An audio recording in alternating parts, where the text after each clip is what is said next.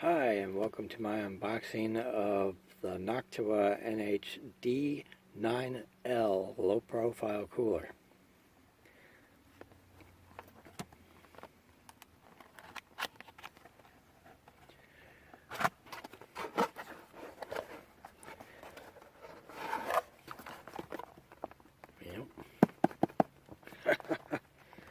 Yep, they got it in there good.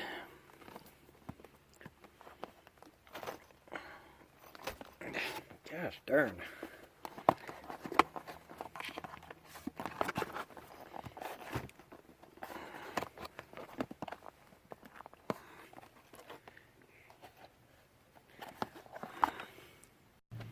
Okay, I managed to get it out.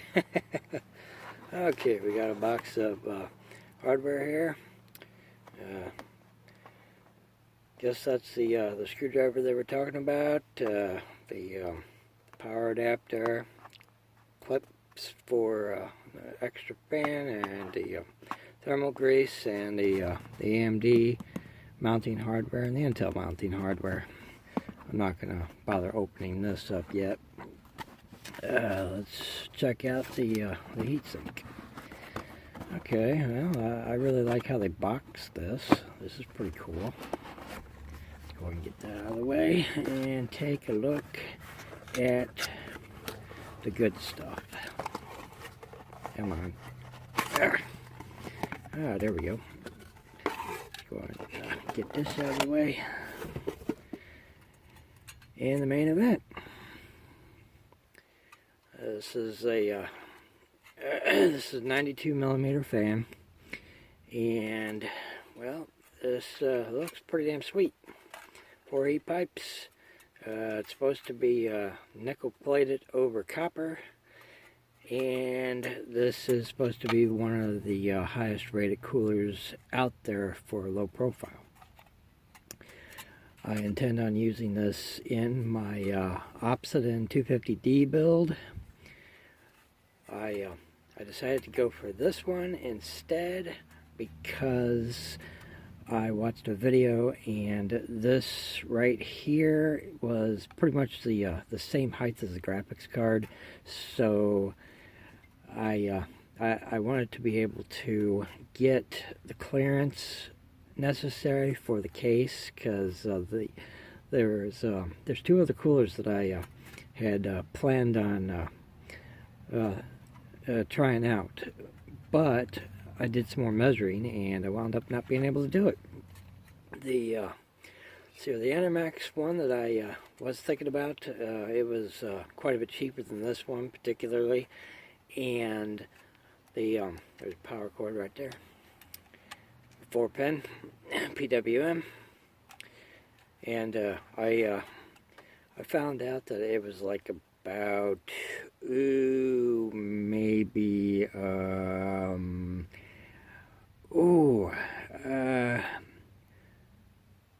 say a quarter of an inch too tall. Instead of being right here, it was about right to here, and that was just too much. It wasn't going to clear the top of the case. The problem was these. The heat pipes were considerably longer. They went up to like here. Then I thought about the other cooler. The other one was Noctua, and it would fit. The only problem is that it was a 120 millimeter on the fan, and of course the fan was underneath the heat sink. It was really different design that they decided to go with. And what had happened is that I discovered that because of the fan and the heat sink fins happened to be covering over the first RAM stick on low profile memory. The memory that I was planning on getting, it would come over it and fit just barely, but in case there was problems down the line with RAM issues, I didn't want to have to remove the cooler to get the RAM stick out. That was a big issue with me. The other con with that cooler is that it came about the same distance between the graphics cards with the not the cards, but the graphics card PCB, the back plate, and the heat pipes. So I decided to go ahead and go with this one and try it out, because I did see a video where this was installed and it had plenty of clearance. Plenty of room for RAM, and I would be able to get the sticks out if need be. Okay, now go ahead and done with that. I'm going to go ahead and grab a hold of the other box. Okay, get this out of the way a little bit. Okay, how do we open this? Oh, right here. Yeah. Tight, snug fit. Okay, here we go. You got your manuals, and you got your brackets. I'm assuming this is AMD, and this has got to be the Intel. Thumb screws, well, thumb screws and rest of the mounting hardware.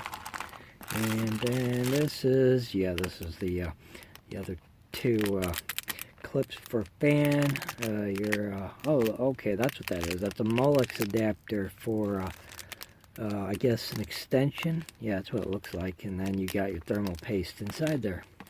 And it looks like it's got some padding for an additional fan. And then we got that little screwdriver that they were talking about. Oh man, that thing's slick. Yeah, sorry about the autofocus. I'm not usually making videos at night. I'm kind of in a position where I really can't see it. But anyway, that's what I planned on using. And hopefully within 2 weeks, I will have the motherboard and the processor.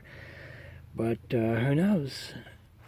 If you like this video, thumbs up. Didn't, thumbs it down. I could carry either way. I could care less about that. But this is what the plan is. Thanks for watching.